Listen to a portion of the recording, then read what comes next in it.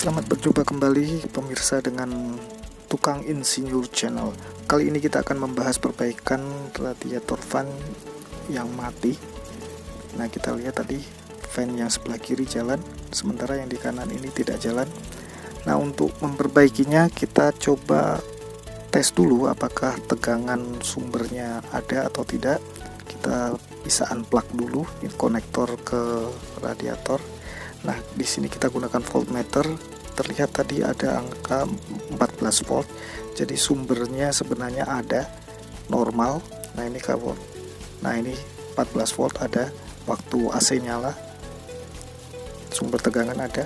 Nah, AC mati, tidak ada tegangan, hampir nol. Nah, ini berarti menunjukkan bahwa sumber tegangan untuk fan radiator yang mati tersebut sebenarnya ada. Jadi ada kemungkinan yang rusak adalah radiator fan-nya atau mungkin motornya. Nah, untuk itu kita harus buka, harus lepas. Nah, di sini ada beberapa nut untuk membuka fan radiatornya. Kita akan lepas nanti satu persatu beberapa nut, kemudian ada beberapa lock atau pengunci untuk plastik, bagian plastik atau cover.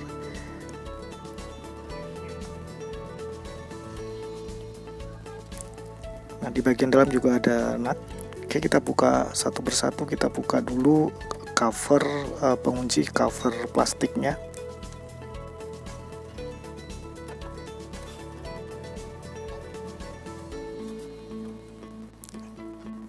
Butuh sedikit waktu ya, atau kehati-hatian juga untuk membuka fan dari radiator ini, karena kalau tidak nanti bagian plastik atau pengunci bisa patah.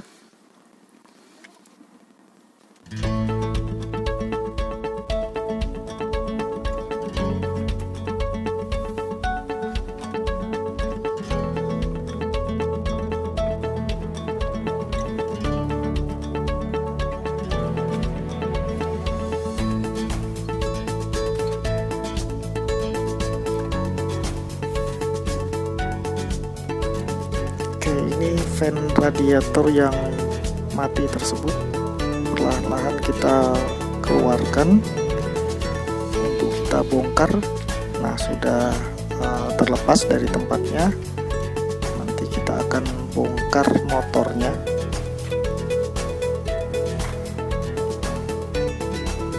Oke, nah kita akan lepas dulu motornya dari housing radiator fan ini. Ada 3 skru yang harus kita lepas. Oke, kita juga lepas kabel konektornya.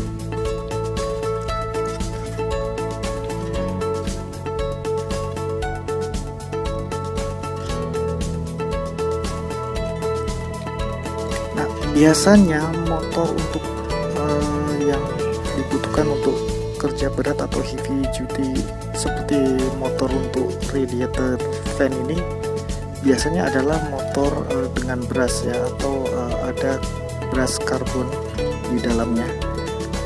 Nah, biasanya karbon brush tersebut kalau tidak habis dia kemungkinan macet, jadi tidak ada kontak dengan bagian rotornya. Nah, nanti kita akan coba buka. Ini motornya udah kita lepas dari kipasnya. Nah, sekarang kita akan buka cover dari motor ini. Nanti akan kita lihat apakah memang karbon brushnya habis atau sebenarnya macet.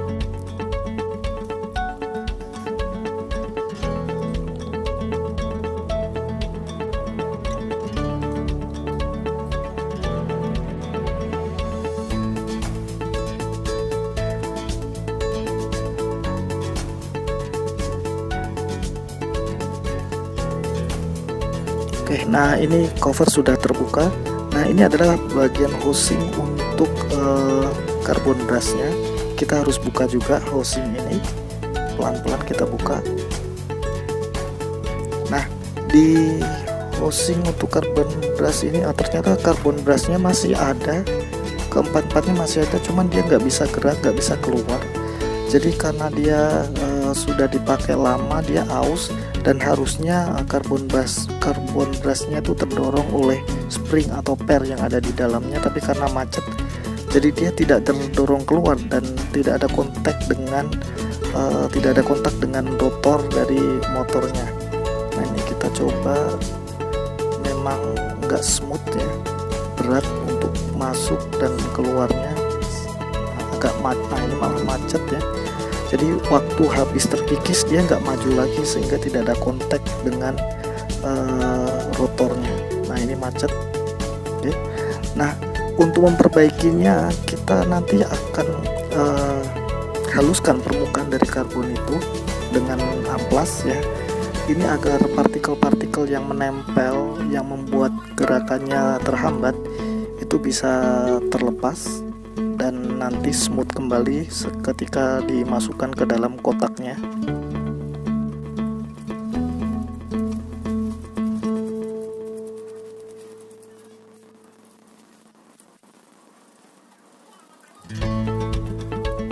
Ini kalau kita beli motor radiator fan, kalau saya lihat di toko online rata-rata sekitar 300 ribuan. Jadi kita bisa berhemat kalau kita bisa perbaiki. Nah ini yang sudah kita bersihkan, kita gosok lebih smooth, kita lihat bisa keluar masuk dengan lancar. Nah ini lumayan menghemat ya, sekitar 300 ribuan. Belum kalau kita ke bengkel untuk masang bongkar, ini mungkin kalau di dealernya bisa kena, mungkin di dealer resmi bisa 700 ribuan mungkin untuk penggantian ini. Jadi cukup modal keringat aja tanpa keluar uang.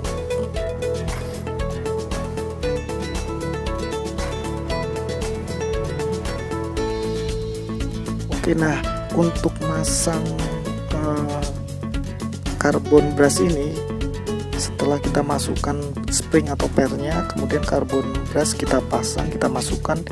Nah saya gunakan jarum untuk menahan agar karbon brushnya tertahan ya, terkunci di dalam. Jadi nanti waktu menutup kembali housing karbon brush ini tidak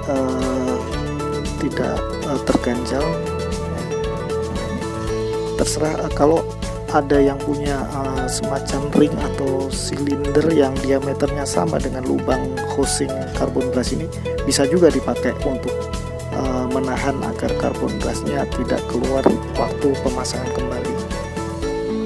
Tapi saya gunakan aja jarum karena saya nggak punya silinder yang ukurannya sama dengan ini. Nah ini saya tahan pakai jarum karbon brushnya biar tidak keluar dulu selama pemasangan kembali.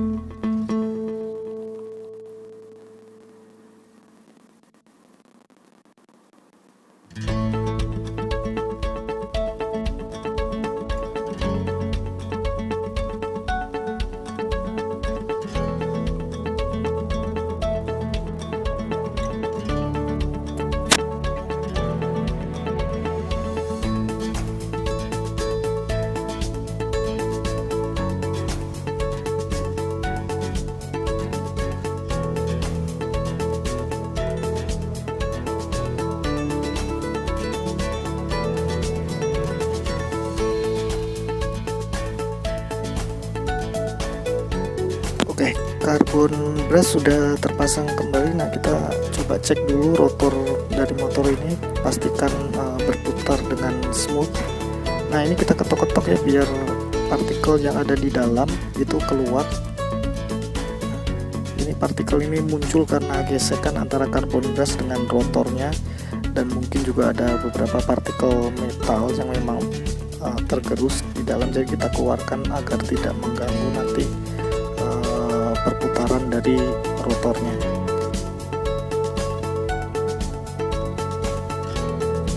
Oke, kelihatan sudah smooth.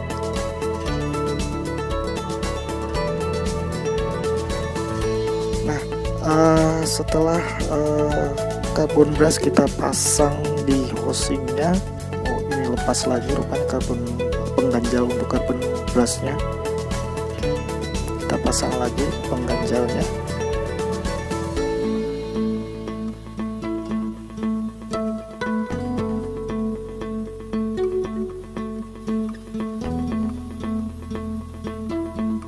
Oke, nah sekarang kita tutup kembali ke motornya ya, ini carbon brush housingnya perlahan-lahan kita tutup lagi seperti semula. Nah, pastikan ujung dari carbon brush itu tidak membentur rotor dari motornya, karena kalau membentur nanti susah untuk nutupnya. Nah, makanya saya ganjal dulu. Nah, setelah posisinya pas baru ganjal tadi saya lepas.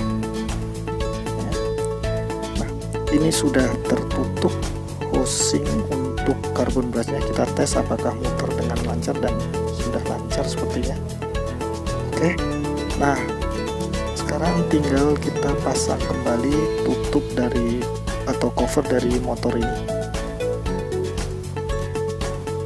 Nah, di bagian cover motor ini di tengahnya ada ring yang bentuknya agak bergelombang ya. Jangan lupa untuk dipasang, jangan sampai hilang, karena itu adalah penahan untuk bearing dari rotornya. Nah, kita akan tutup kembali, pastikan tertutup dengan rapat.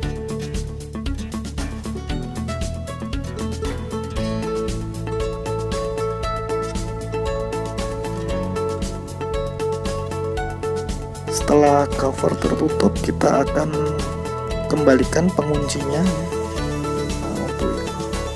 biar pengunci bisa mengunci covernya. Saya ketuk dulu agar posisinya sudah sedikit menutup, kemudian nanti tinggal kita jepit dengan tang. Nah, kita jepit ya penguncinya agar ketat dan tidak kendor.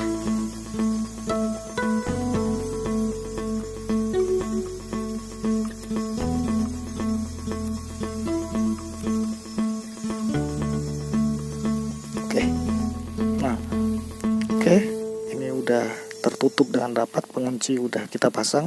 Selanjutnya kita kembalikan karet atau seal untuk konektornya. Seal ini jangan lupa dipasang karena ini untuk melindungi konektor dari air atau misalnya banjir atau kena siraman air dari hujan atau waktu cuci mobil.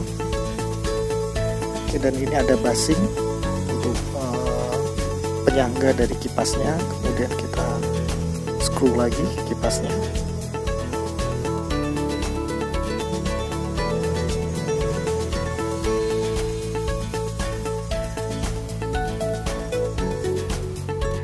Oke, sudah terpasang kipasnya, dan sekarang kita kembalikan motornya ke housing dari motor fan ini.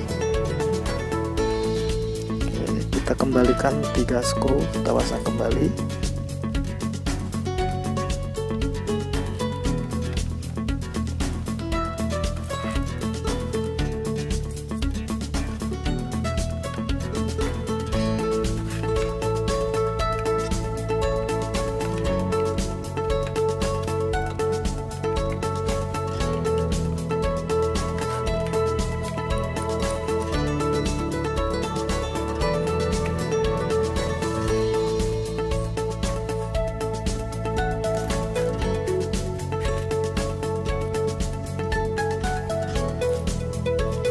Oke, sekarang kabel kita pasang kembali di klempernya. Oke, kita cek. Oke, nah sekarang kita kembalikan, saya potong ya video ini biar tidak terlalu lama. Nah, ini kipas sudah terpasang kembali. Sekarang kita memasang tangki reservoir atau tangki air radiator kembali. Jangan lupa di bagian bawah tangki reservoir ini terdapat pin untuk dimasukkan ke lubang di bagian bawah agar tidak goyang ya. Nah, oke, nah semuanya sudah kita screw. Sekarang kita tes. Nah, terlihat fan yang tadinya macet nggak mutar, sekarang sudah bisa berputar saat AC kita nyalakan. Oke,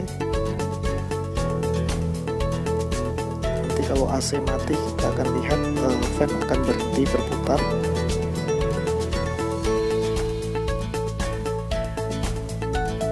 Nah, fan berputar.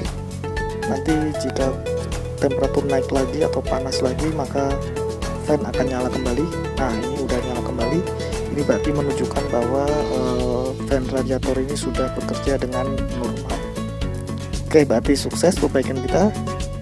Terima kasih atas perhatiannya. Sampai jumpa kembali.